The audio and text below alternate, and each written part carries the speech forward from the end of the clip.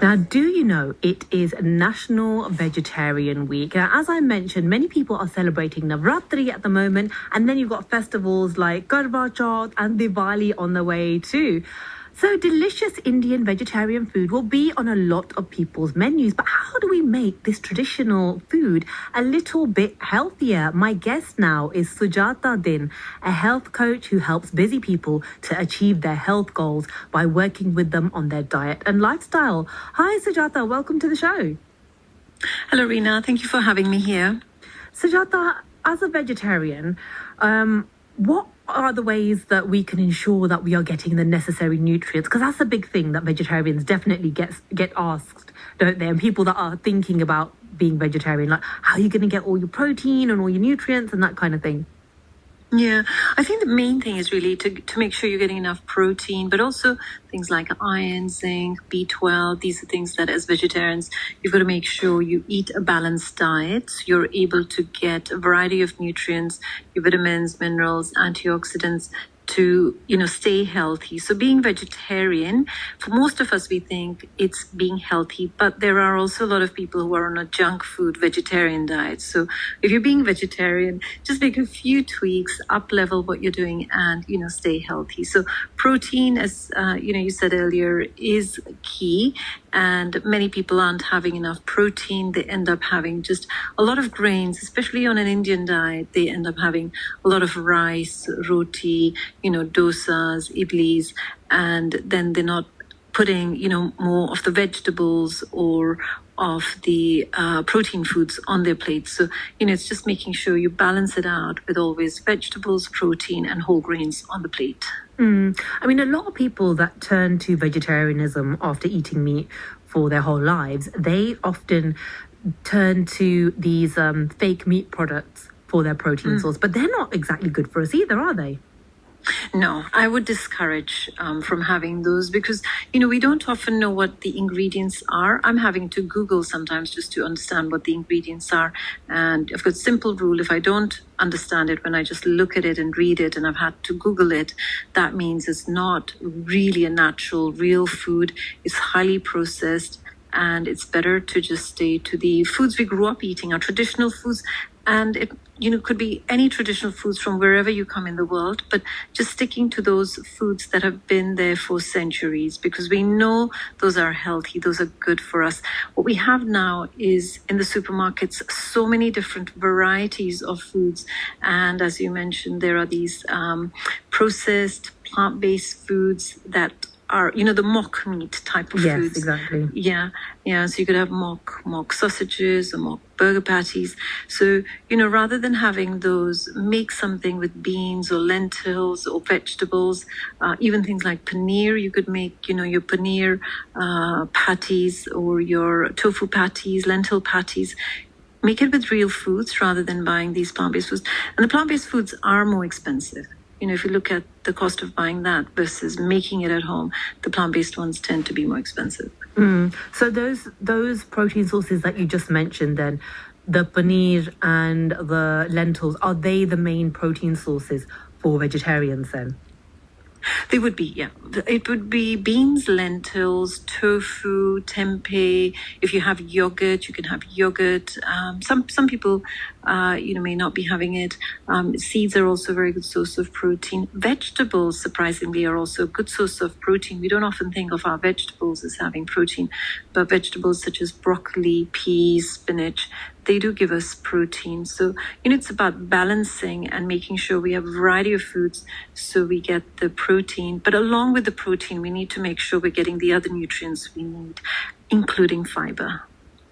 And what practical tips can you offer for maintaining a nutritious diet during the festive season, especially with so many tempting treats available? And a lot of them, let's face it, are sugary and deep fried, right? Yeah, a lot of them tend to be either fried, like our samosas, pakoras, and then we'll have the very sugary treats like the mithais, the jalebis. So you can have these. I always say don't ever give up on anything, because if you say I'll never eat any, you end up just thinking about it, and you're constantly thinking about it, and you crave it and you want it.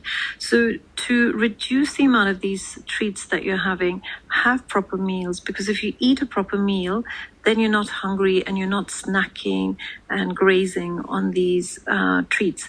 The treats should be there as a treat. They should not be replacing your main meal. They should be something you have as a small portion, either as a snack or as a dessert. And when you're having these treats, you don't need to have them at every meal time. We don't have a 3-course meal every day. It could be just keeping it to one, treat a day that you have, and making sure that the other meals are quite balanced. Now, I know if you're used to having many treats, from going from 5 or 6 treats to going to one treat might seem a bit drastic for some people. So if you're used to having more treats, just reduce it by 10% or 20% of what you're having. And then next year, try and reduce it by a little bit more.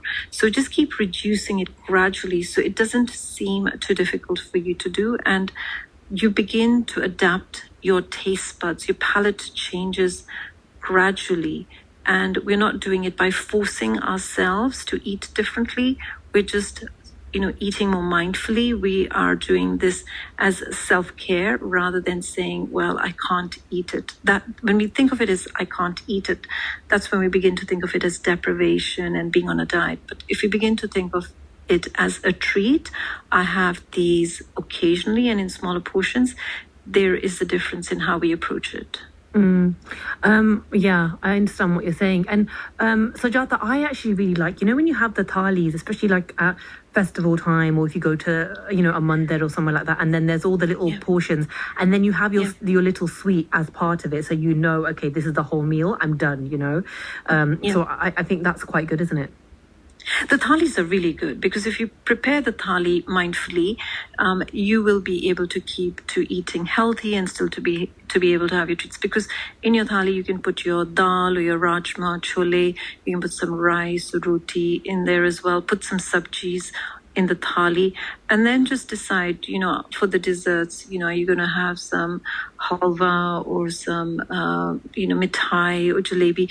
Do not put all of the sweet treats there, but have more of the vegetables on the plate, have more of the protein, and then add in the grains and a smaller amount of these foods. And I like the way thalis are prepared mindfully, because once we get used to just preparing it first with the vegetables, then with the protein, and then comes the grains and the treats, we just find it's something that becomes a way of living.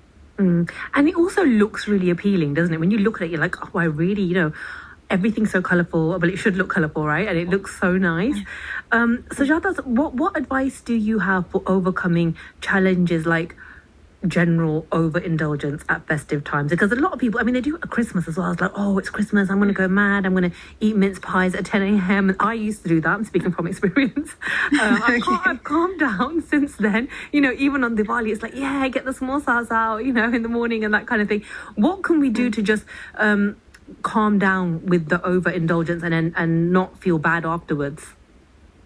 I think it would come back to eating mindfully, because when we begin to eat mindfully, we begin to think about enjoying the food. So it's hard to break a habit. If somebody's got a habit of, starting the day with mince pies, because it's Christmas, or starting it with gathia or chivra for breakfast, because they think this is the festive period. So just start by eating mindfully. Still have those foods, but have a smaller portion of it. And as you are eating it, chew it, and eat it, knowing what you're eating, rather than taking quite a lot of it and putting it in the plate and then constantly, reaching out for more. So when you eat mindfully, you know what you are eating. And then that's the first step, eat it mindfully. The second step would be, can you begin to reduce these type of foods that you are having, and have the healthy food first, and then have these treat foods. Don't start with the treat foods, because you fill yourself up on the mince pies and the mithai and the nashta type of food, the savory snacks.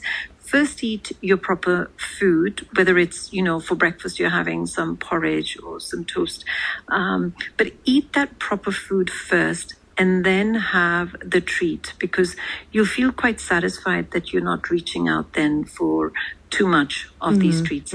But don't ever say, I will never eat these, because if you go in through saying, I'll never have it, that immediately just makes us feel deprived. It makes us feel, what, I'll not be able to do it. What we want to do is to take the small baby gradual steps and say, what can I do to start the day healthy? What can I do at the next meal to make it healthy? And then have, a little treat. So even if you're having 3 treats, have them after your main meal. Don't start the meal with the treat. When you prepare your thali, have the proper meal first, have the main meal first, and then have the dessert. Don't start with the sweet food. Sometimes we might be having halwa puri. Right? If it's halwa puri and that's the first thing you're having, you've got the puri that's fried and you've got the halwa that's got both the fat and the sugar in it. So if it's something like halwa puri, have that later. Eat the other food in your thali first and then come to the halwa puri. Yeah. Yes, absolutely. It's what I say to my kids all the time, and hopefully one day they will listen to me. Sujata, thank you so much. It's been absolutely lovely speaking to you, and thank you for all the tips as well. Sujata then there, a health coach, and she gave some good tips on how to be a healthier South Asian person during the festive period.